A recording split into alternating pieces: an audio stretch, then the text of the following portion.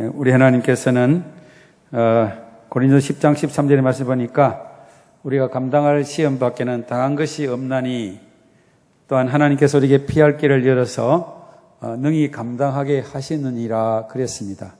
우리는 환경을 보고 우리 자신을 보지 말고 하나님이 감당할 수 있는 길을 바라볼 수 있는 그런 복된 성도들이 되시기를 주의 이름으로 축원합니다. 오늘 본문의 말씀을 통해서 포도원을 하는 작은 여우를 잡으라. 자, 구약의 욥 시편 잠언 전도 아가서 5권을 시가서라고 그렇게 우리 많은 또 학자들이 또 우리 하나님께서 그렇게 지금까지 배워왔습니다. 하나님께서 우리의 모든 믿음 생활을 시로 표현을 했기 때문이고요. 또 하나는 체험시라고 그렇게도 말씀하고 있습니다. 그것은 하나님은 우리가 상상하고 공상해서 이 말씀을 기록한 것이 아니라 하나님께서 이 세상의 역사 속에서 이루어지고 또한 우리의 삶 속에서 하나님과 교제를 통해서 하나님을 체험하게 한 그런 믿음의 사람들을 통해서 이 말씀을 기록해 주셨기 때문입니다. 우리가 잘 알고 있는 대로 본문의 말씀은 솔로몬 왕과 실제적으로 포도원에서 자란 술람미 여인 간의 사랑 이야기이지만 우리가 영적인 의미는 만왕의 왕이시고 만주의 주가 되시고 오늘 또 역사를 주관하시는 그 하나님과 이 땅에 하나님을 믿는 우리 구원받은 성도들과의 그런 사랑의 노래로 기록을 하고 있는 말씀을 우리가 잘 알고 있습니다. 성경에 보면 많은 그런 동물들의 이름이 등장을 하고 있는데 하나님은 이 동물의 이름들을 통해서 그 동물들의 그러한 특성을 통해서 우리에게 영적인 그러한 부분들을 말씀하고 있습니다. 예를 들면 뱀은 아주 지혜로운 동물이지만 성경은 그것을 사탄이라고 마귀라고 그렇게 말씀해 주고요. 자, 비둘기는 성령을 상징하고 또한 정결한 짐승으로 하나님께 드리는 예물로 그렇게 표현되고 있습니다. 또한 개는 아주 더러운 동물로 양은 순한 동물인가 동시에 순종하는 성도의 모습을 보여주고 소는 충성되고 열심히 일하는 그런 동물로 우리에게 나타내주고 있습니다. 하나님은 우리를 정말 사랑하시고 세상의 어떤 사랑보다도 강한 가장 깊고 넓고 또 풍성한 사랑을 우리에게 계속해서 부어주고 있습니다. 하나님은 과거의 하나님이 아니라 영원토록 살아계신 어제나 오늘 영원토록 동일하신 하나님이십니다. 그래서 하나님은 오늘도 우리에게 이 하나님의 사랑을 계속해서 우리에게 지금도 부어주고 있습니다. 또 우리도 하나님을 사랑합니다. 그러나 우리 하나님과 우리 사랑 사이에 이렇게 작은 여우와 같은 그런 사단이 하나님의 사랑을 우리에게서 깨닫지 못하게 하고 또 우리를 오해하게 하고 우리를 넘어뜨리기 위해서 지금도 역사하고 있는 줄로 믿습니다. 오늘 본문을 바르게 이해하기 위해서는 여기서 말하는 여우가 어떤 존재이며 또한 포도원이 우리에게 무엇을 의미하는가 그것을 영적으로 정확하게 알게 될 때에 우리는 하나님의 사랑을 더 깊이 이해하게 되고 또한 적용하는 그런 은혜가 우리에게 임하게 될 줄로 믿습니다. 오늘 본문에 나오는 여우는 성경에서 어떤 특성을 가진 동물이라고 말씀하고 있습니까? 여우는 객과에 속한 잡식성 동물입니다. 꿩이나 개구리, 들쥐나 또 토끼나 오리를 잡아먹는데 또 식물성 가운데서는 포도를 가장 좋아한다고 합니다. 그래서 아가서를 기록할 이 당시에 누구나 들에서나 산에서나 또 마을 주변에서 여우를 자주 볼 수 있었습니다. 여우의 분포지는 아시아나 유럽이나 북아메리카 그리고 세계 어느 곳에나 존재하는 그런 동물입니다. 저도 어릴 때 산에 나무를 하고 가려고 했는데 산에 나무를 가면 여우가 꼬리를 내리고 이렇게 가는 걸 보면 굉장히 막 머리가 죽빛 서고, 왜냐하니 우리 어른들에게 여우가 대한 그런 좋지 못한 이야기들을 많이 들었기 때문에 그렇습니다. 그래서 여우에 관한 이야기는 오늘 누구에게나 다 이해할 수 있는 그러한 하나의 동물입니다. 이솝의 우화 가운데서 보면 이솝의 이야기는 이렇게 이야기하고 있습니다. 포도원에 들어가서 포도를 따먹으려고 여우가 기웃거리는데 주인이 지키고 있으니까 들어갈 수가 없었습니다. 그래서 여우가 도망을 가면서 이렇게 말했습니다. 틀림없이 저 포도는 신포도일 거야. 그래서 이런 심리학에서는 신포도 기제로 자기를 합리화하거나 자기 방어 기제로 그렇게 사용하는 것을 이렇게 표현하고 있습니다. 그런데 문제는 이 여우에 대해서 우리 한국 사람들이 가지고 있는 그런 여우에 대한 이해나 이스라엘 사람들이 가지고 있는 여우에 대한 특성이 너무나도 다른 데 있다고 하는 것 사실입니다. 우리는 경상도에서는 여우를 야시라고 그러는 야시, 아주 간사하고 얄밉고 또 자기의 이익만을 추구하는 그런 사람들을 보고 우리는 야시 같다, 그렇게 이야기를 합니다.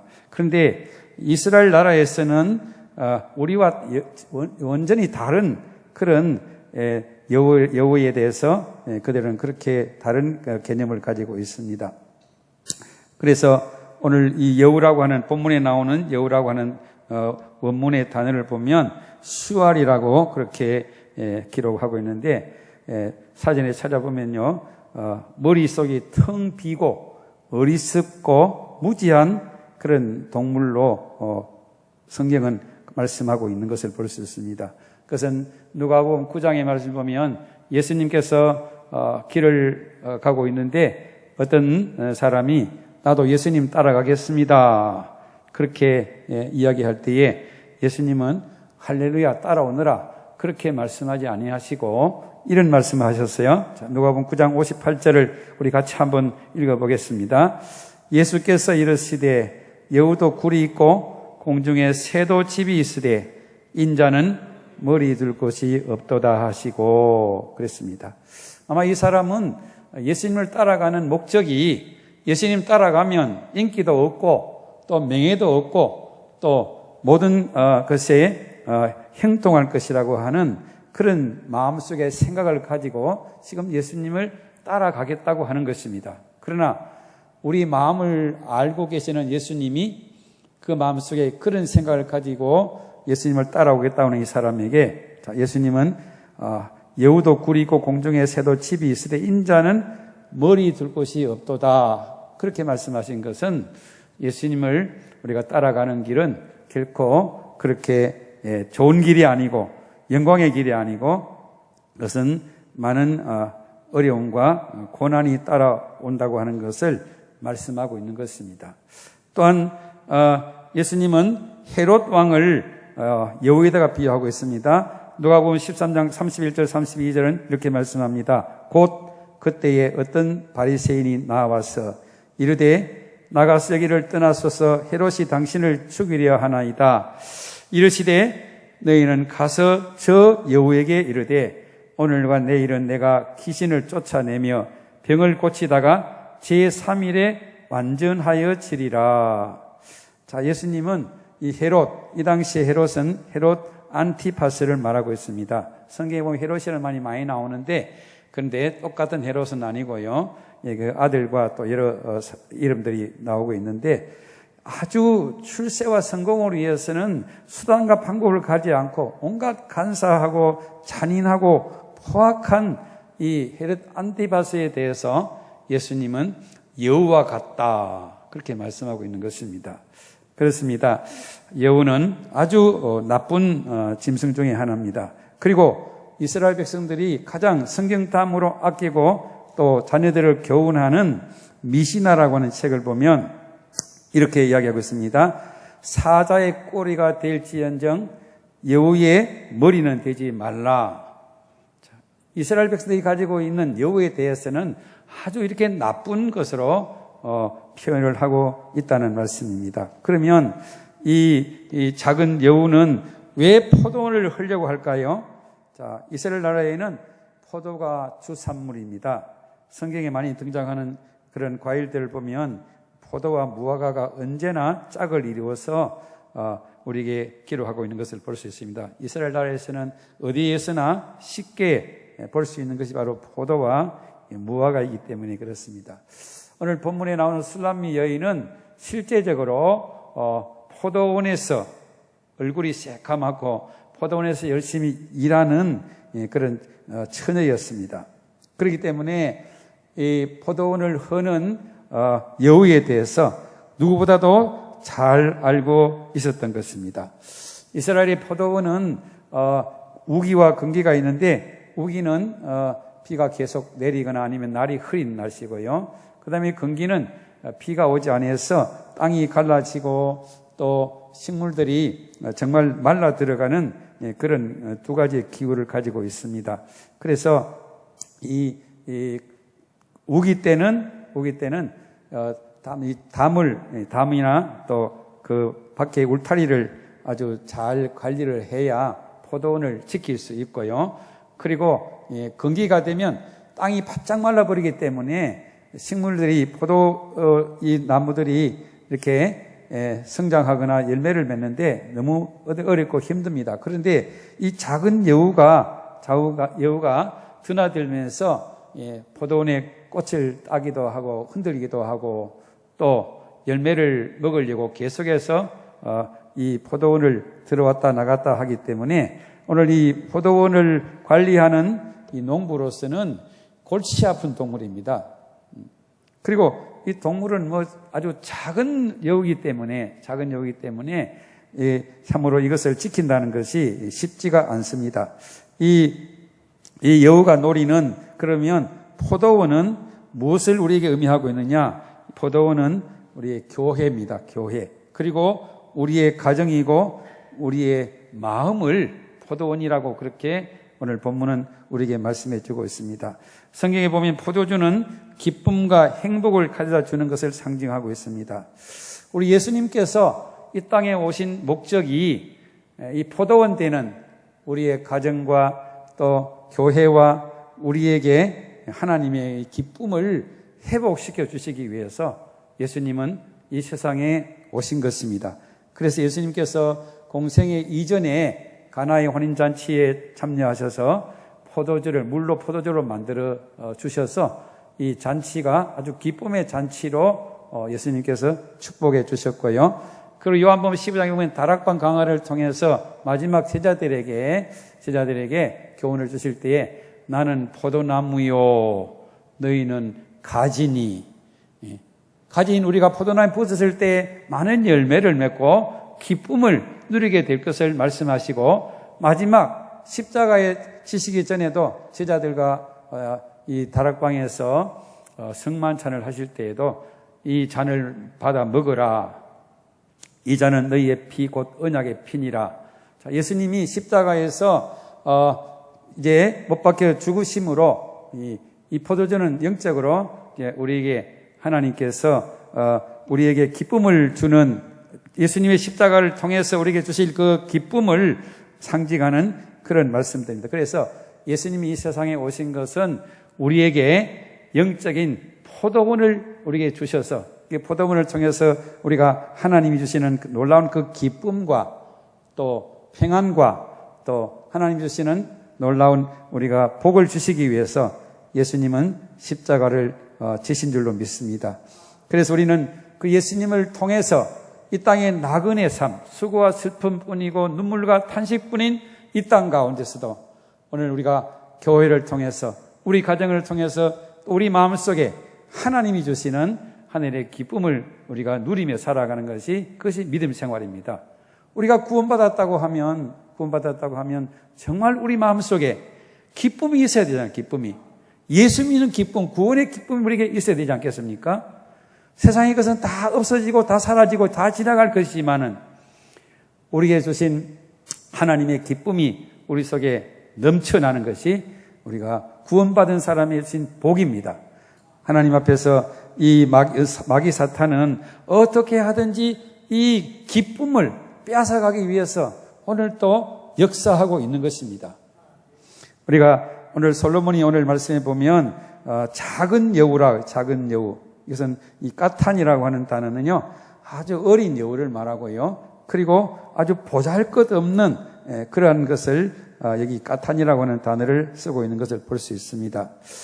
마귀는 우리가 조금만 틈이 있으면 그 틈을 통해서 계속해서 우리의 기쁨을 뺏어가기 위해서 근심 걱정을 가져오고 불안하게 만들고 염려하게 만들고 우리의 미래에 대해서 어두운 생각들로 우리를 넘어뜨리려고 하는 것입니다.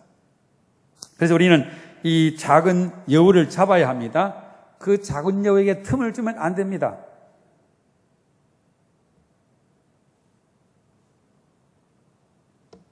작은 여우는 오늘도 교회 안에서, 우리의 가정에서, 우리의 마음속에 끊임없이 온갖 그런 세상적인 것들로 우리의 기쁨을 빼앗아 가고 있는 것입니다.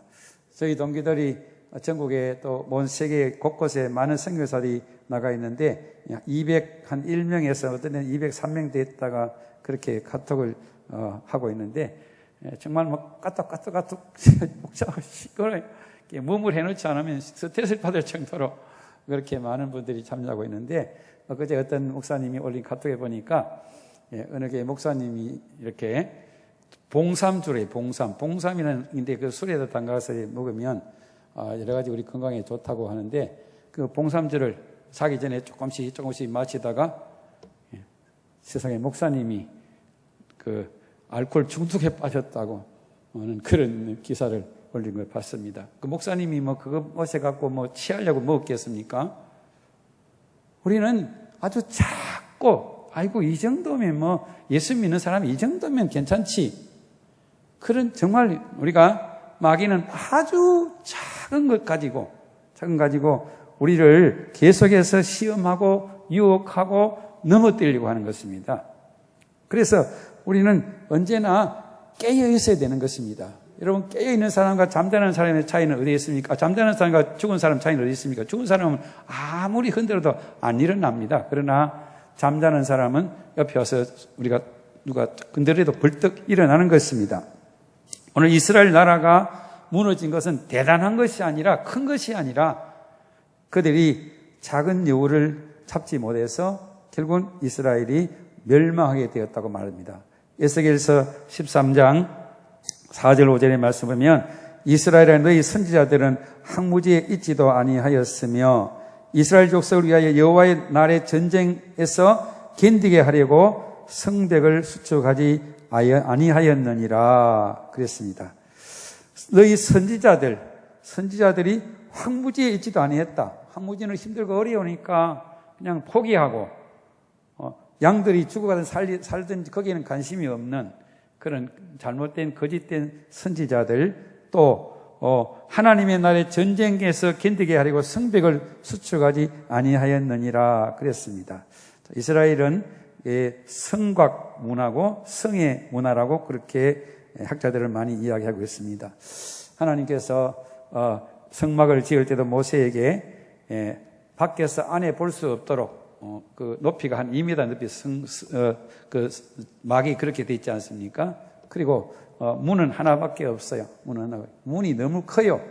전체 구미에 볼 때에 자 이러한 것들은 하나님께서 우리 교회와 또 우리 가정과 우리의 삶에 있어서 어떤 믿음을 가져야 될 것인지를 잘 표현해 주는 그런 하나의 기구들이었습니다.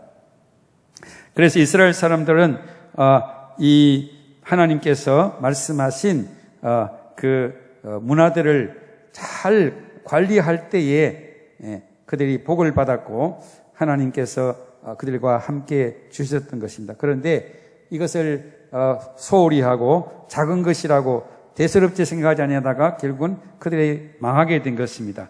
에스겔서 22장 30절의 말씀에는 하나님께서 에스겔 선지자에게 이렇게 말씀하십니다. 이 땅을 위하여 성을 쌓으며 성 무너진 데를 막아서서 나로 하여금 멸하지 못할 사람을 내가 그 가운데서 찾다가 찾지 못하였으므로 하나님께서 이스라엘 백성을 바벨론의 포로가 되어가는 슬픈 역사를 주셨다는 것입니다. 여러분, 우리가 예레미야서 읽어보면 예루살렘 성에 가봐라, 길거리 다니면서 정말 하나님 앞에 의를 행하는 사람이 내가 한 사람이도 발견하면 내가 이 생을 멸하지 않겠다.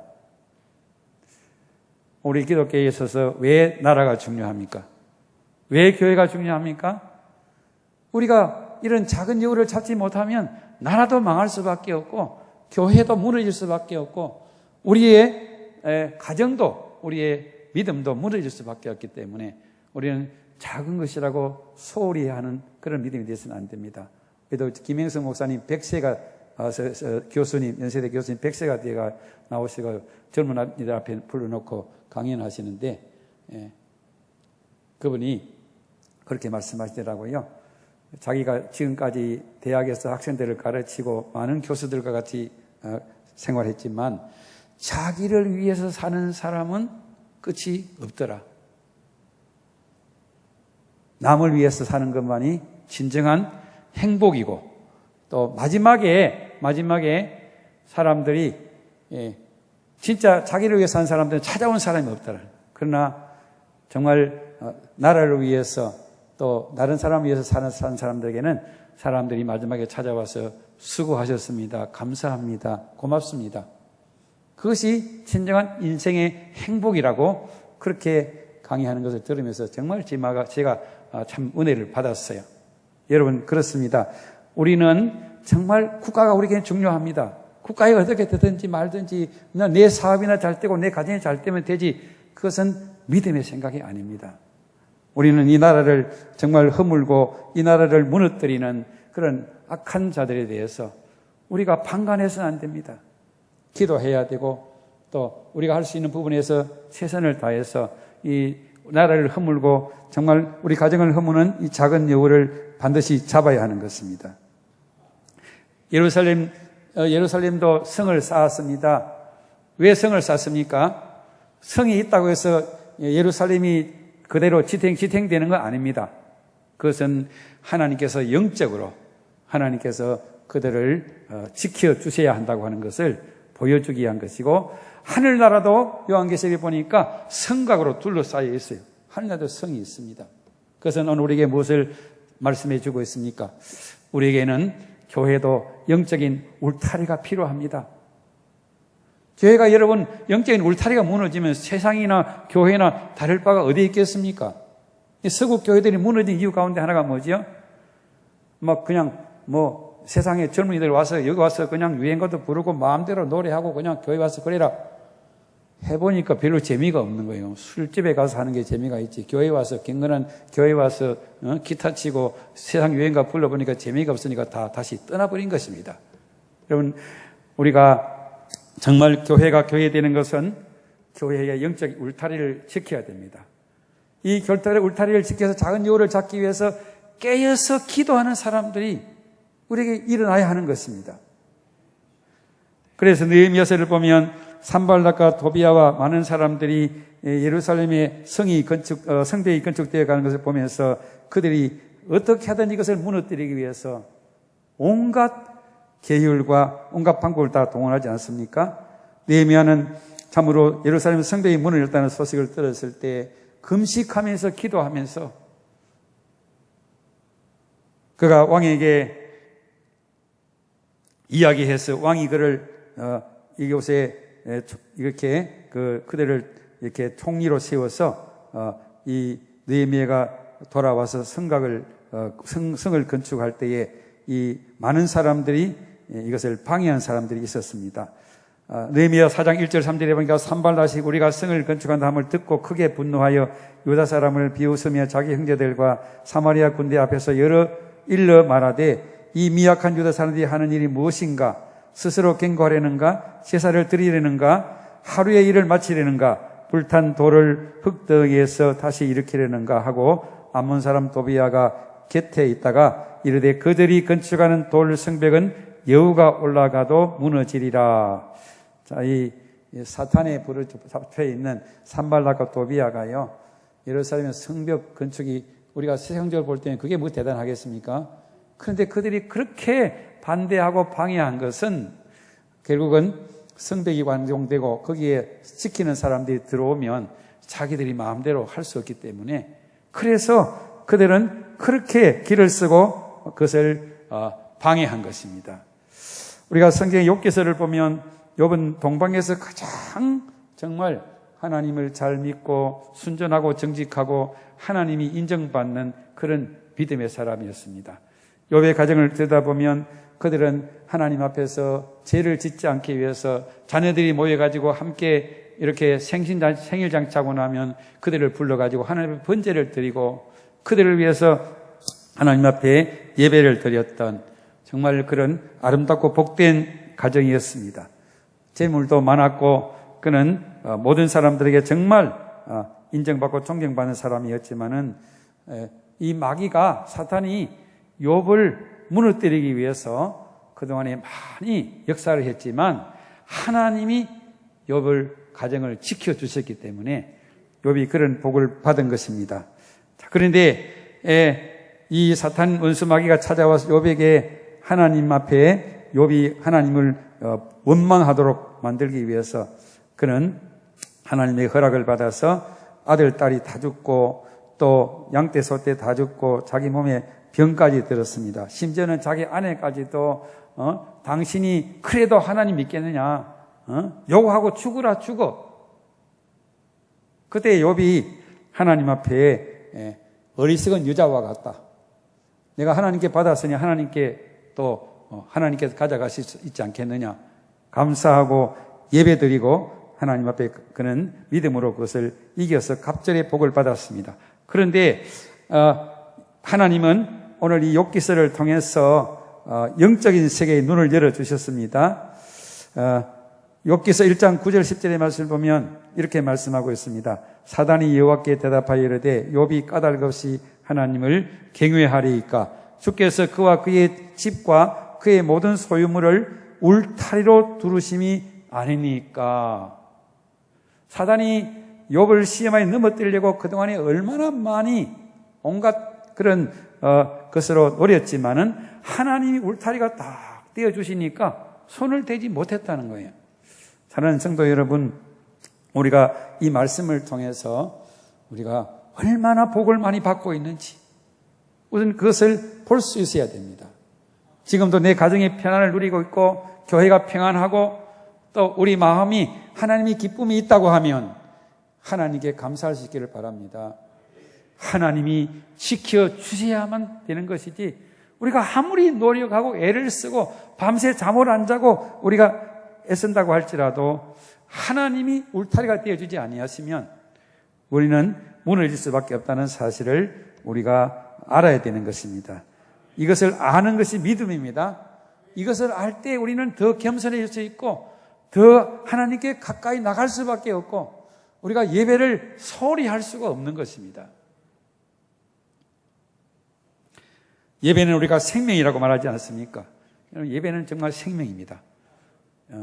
제가 이렇게 현직에서 물러나고 집에서 이렇게 계속 기도도 하고 또 예배도 드리고 그러는데 제가 믿음을 유지할 수 있는 것은 제가 그동안에 목회하면서 열심히 새벽 기도하고 성도들에게 말씀을 전하고 그것이 제게 훈련이 되어졌기 때문에 제가 믿음을 지키고 있는 것입니다. 어떤 때는요, 오늘이 무슨 요일이지?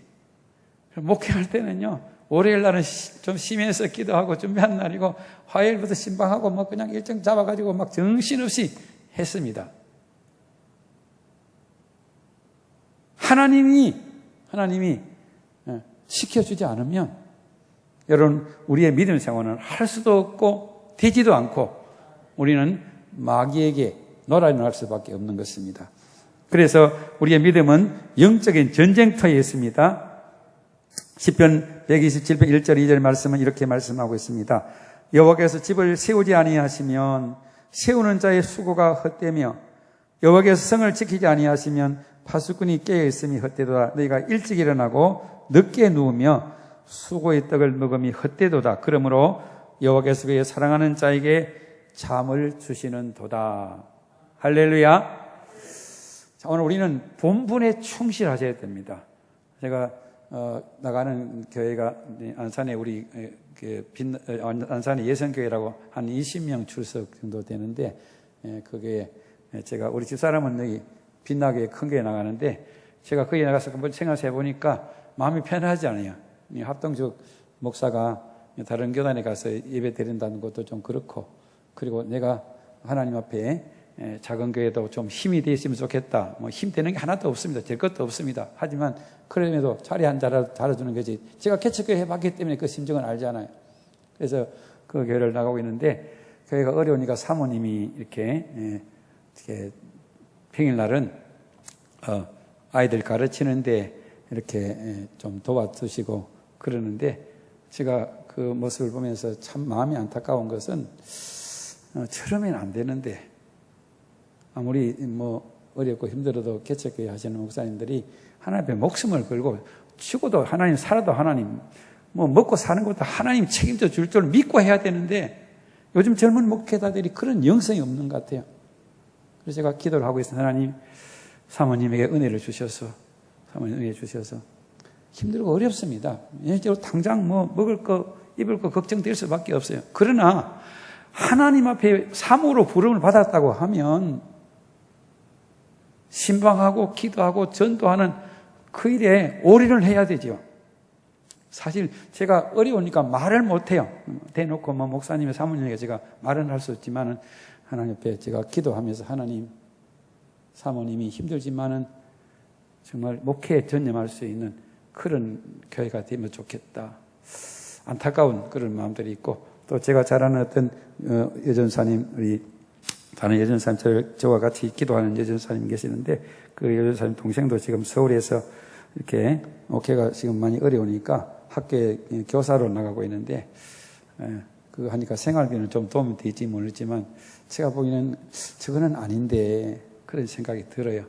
어쨌든 워낙 힘드니까 그렇게 하겠습니다만은, 이해는 갑니다만은, 제가 생각할 때는 좀 더 본질에 충실했으면 좋겠다.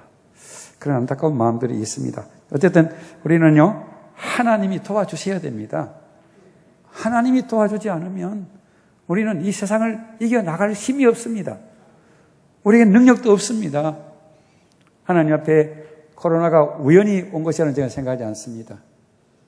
교회를 하나님이 이렇게 알고가 죽정이를 가르는 그런 어쩌면 시간들 될지 모릅니다. 의학과 과학을 심격하는 이 시대에 하나님 우리에게 주시는 징계일 수도 있습니다. 어쨌든 우리는 하나님 앞에 이런 정말 힘들고 어려운 세상을 살아가는데, 이 작은 요들은 끊임없이 우리를 무너뜨리기 위해서 역사를 하고 있습니다. 자, 작은 여우에 틈을 준 사람들을 삶을 한번 살펴보시기 바랍니다. 이 아가새를 쓴 분은 지혜자 솔로몬입니다.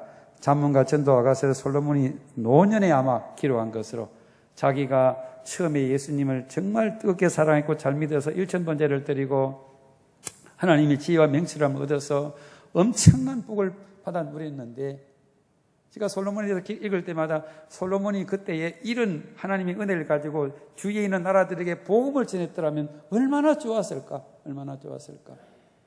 아마 그랬더라면 이 역사가 좀 더 바뀌어질지 모르겠어요. 그런데 솔로몬이 하나님 신 그 지혜와 복을 잃어버리고 이방 여인들과 정략 결혼을 통해서 온갖 우상들이 예루살렘 성 안에, 성전 안에까지 막 들어오는 이런 안타까운 삶을 보면서 솔로몬이 아마 자기가 그런 고통을 당해보고 나서 오늘 이 성경을 기록하면서 우리 후손들에게, 우리 오늘 저와 여러분들에게, 너희들은 절대로 작은 욕에 틈을 줘서는 안 된다, 그런 놀라운 우리에게 깨달음을 주시기 위해서 이 말씀을 기록해 주신 줄로 믿습니다. 사울왕을 보십시오. 사울왕은 시기에 작은 여우에 사로잡혀갖고 자기 곁에 주면 이스라엘 나라를, 주변의 모든 나라들을 다 쳐서 이길 수 있는 그 다윗왕을 일생 동안 다윗을 죽이기 위해서 3000명의 군사를 풀어서 샅샅이 뒤져서 날마다 이 사울왕은 다윗을 죽이는 것이 그의 삶의 목표였지 않습니까? 그런데 마지막에 어떻게 되었습니까? 결국 자기가 전쟁터에 나가서 자기 부하 아들까지 떼죽음을 당하는 이 비참한 그런 삶들을 우리에게 보여주고 있습니다. 물질의 여우에 넘어간 아나니아와 삽비라, 많은 사람이 은혜 받아가지고 논밭을 팔아서 막 하나님 앞에 드리니까 사도들 보고 칭찬도 받고 사람들에게 인기도 없고 그러니까 자기도 팔기는 팔았지만은 그것을 속이다가 결국은 두 부부가 한꺼번에 죽음을 당하는 안타까운 일을 볼 수 있습니다. 우시야 왕이 열심히 하나님을 섬기고 또 농기구들을 만들고 전쟁의 무기를 만들고 얼마나 백성들에게 정말 칭찬을 받고 인정받는 왕이 되었을 때에 그는 하나님의 성전에 들어가서 제사장만이 할 수 있는 제사를 분향을 하려고 하다가 문둥병이 들어서 비참한 삶을 우리에게 보여주고 있습니다.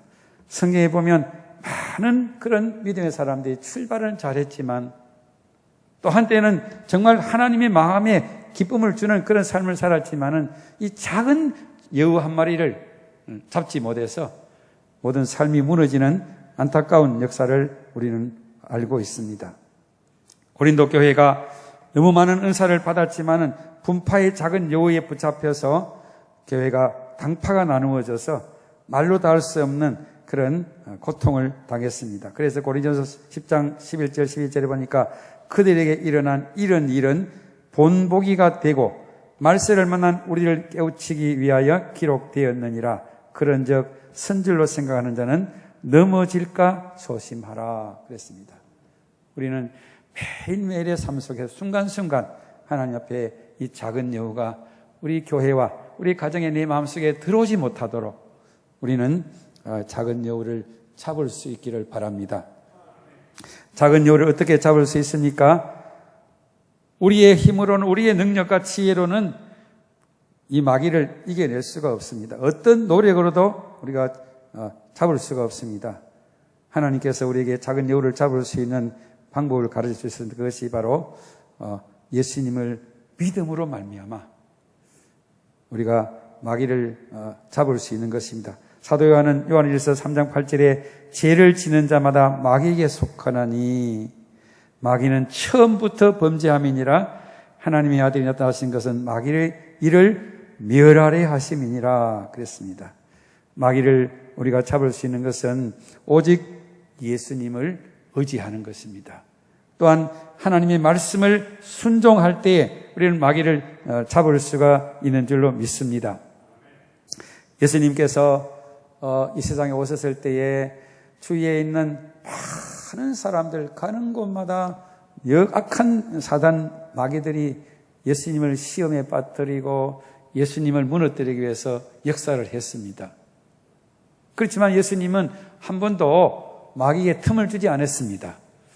그래서 마귀가요 마지막 예수님께서 무너뜨리시는 기회가 왔다고 예수님이 40일 금식기도 하셨으니까 40일 금식기도 했으니까 얼마나 배가 고프지 않겠습니까?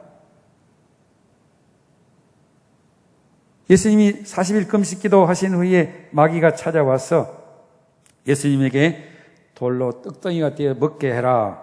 그때 예수님은 마태복음 4장 4절에 예수께서 대답하였으되 기록하였으되 사람이 떡으로만 살 것이 아니라 하나님의 입으로 나오는 말씀으로 살 것이니라. 자, 11절의 말씀을 보니까요 이렇게 말씀하고 있습니다. 마귀가 떠나고 천사가 수종들더라. 할렐루야. 여러분, 우리 주위의 천사는 우리를 도와주기 위해서, 우리 눈으로 볼 수 없지만은 천군 천사가 우리를 도와주기 위해서 기다리고 있습니다. 그때 우리는 죽어도 하나님의 말씀을 따라가겠다고 결단하고 나갈 때에 천사가 우리를 수종들어서 승리하게 해 주실 줄로 믿습니다. 제가 목회를 하면서 그런 많은 사람들을 많이 경험했습니다. 저 조금만 더 참고 나가면 좋겠는데, 조금만 더 믿음으로 하면 되겠는데, 그것을 못 이기더라고요. 그래서 결국은 무너지는 사람들을 많이 보았습니다. 우리는 어느 누구도 예외가 없습니다. 목사님이 대단한 능력을 가졌다고 해서 여러분 자기 스스로를 지키는 것이 아닙니다. 하나님 앞에 우리가 기도하면 기도를 통해서 하나님은 작은 여우를 잡을 수 있다고 하는 것을 우리에게 보여주고 있습니다. 누가복음 22장에 보면 예수님께서 가룟 유다 베드로를 시험하기 위해서 마귀가 다 노려보고 있는 것을 예수님이 아셨어요. 그래서 예수님께서 시몬아 보라, 사탄이 너를 밀가루도 하려고 요구하였으나 그러나 내가 너를 위하여 네 믿음을 떨어지지 않기를 기도하노니 너는 돌이킨 후에 네 형제를 굳게 하라. 예수님이 기도를 통해서 이 베드로가 살아난 것입니다. 그런데 가룟 유다는 예수님이 기도 안 해주셨어요. 우리의 기도가 얼마나 중요한지 모릅니다. 아무것도 아닌 것 같고 기도해도 아무런 나타나는 게 없다고 할지라도 여러분 우리의 기도를 주님이 들으시는 것을 믿으시기를 축원합니다. 시편 96편에 보니까 우리의 길을 만드신 이가 듣지 아니하시랴, 우리의 입을 만드신 이가 말씀하지 아니하시랴. 저도요 목사지만은 때로는 어떤 문제를 놓고 오랫동안 기도하는데 빨리 안 이루어지면 조급해지고요. 정말 하나님이 기도를 들으시나 안 들으시나 그런 생각이 들 때도 저에게 문득 있습니다. 그러나 하나님의 말씀을 믿고 기도하는 것입니다. 아니야, 하나님은 오늘도 내 기도를 들으셔. 그래서 그것을 이기고 하나님 앞에 다시 일어날 때가 많이 있습니다. 그래서 베드로는 마귀는 우는 사자와 삼킬 자를 두루 찾나니 깨어서 기도하라, 그렇게 말씀하셨습니다. 중국의 진시황이 만리장성을 쌓을 때 10년 동안 6,352km를 이 거대한 만리장성을 만들었지만은 그 성이 무너진 것이 아니라 그 성 안에 이런 작은 여우 같은 그런 배신자들을 통해서 무너졌습니다. 로마가 기독교 국가로 있다가 동서로 갈라졌을 때에도 동로마, 서로마가 서로 피가 나도록 싸웠어요. 그때에 터키의 이스탄불이 동로마의 수도였습니다. 그런데 이 성은요, 아마 성지순례 갔다 오신 우리 목사님이나 사모님이나 장로님들은 보셨을 거예요. 이 삼면이 바다로 이렇게 쌓여 있어갖고 해류가 너무 거기는 급하기 때문에 배를 마음대로 들어올 수가 없어요. 그 삼중으로 성을 튼튼하게 쌓아놓았어요. 그리고 해자 이렇게 한 20m의 그 인공 그 강을 만들어 가지고 들어오지 못하도록 그렇게 만들어 놨습니다. 그들은요, 적들이 쳐들어온다고 할 때에 설마 우리 성이 무너지겠냐? 그들은 그렇게 생각했지만은 그 성 안에 반역자가요, 마음이 뜻칠 때 술탄에게 성문을 열어주므로 이 동로마도 망하고 서로마도 함께 망해질 수밖에 없었던 것입니다. 미국의 유럽의 교회가 무너질 수밖에 없는 것은 당연합니다. 어떤 그 통계치를 보니까 이 유럽의 성직자들 가운데서도요, 하루에 4분밖에 기도한 4분 기도. 여러분 4분 기도가 그게 기도겠습니까? 거기에 무슨 영적인 의미가 들어갈 수 있겠습니까? 그러니까 기도도 안 하고 설교하고 성도들도 기도도 안 하고 와서 설교 듣고 또 기도도 안 하고 봉사도 하는 거예요. 여러분 봉사할 때에 큰 일을 할 때에 특별히 여러분 기도 많이 하셔야 됩니다. 해놓고 나중에 마귀한테 넘어가 가지고 오히려 교회를 시험에 빠져야 하는 그런 경우를 우리가 많이 볼 수 있습니다. 그래서 우리는 하나님 앞에 무슨 일을 할 때 절대로 여러분 하나라도 여러분 소홀히 하지 말고 기도하고 또 기도하면서 하나님 앞에 교회를 섬기고 봉사해야 됩니다. 나에게 실컷 봉사해놓고 내가 했다고 그냥 나서면 그 교회는요 벌써 무너진 것입니다. 우리는 하나님 앞에 정말 기도만이 악한 작은 여우를 잡을 수 있음을 믿을 수 있기를 축복합니다.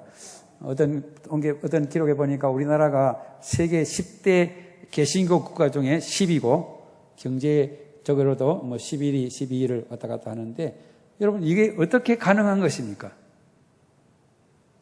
우리 하나님께서 좋은 선교사를 많이 보내주셨어요.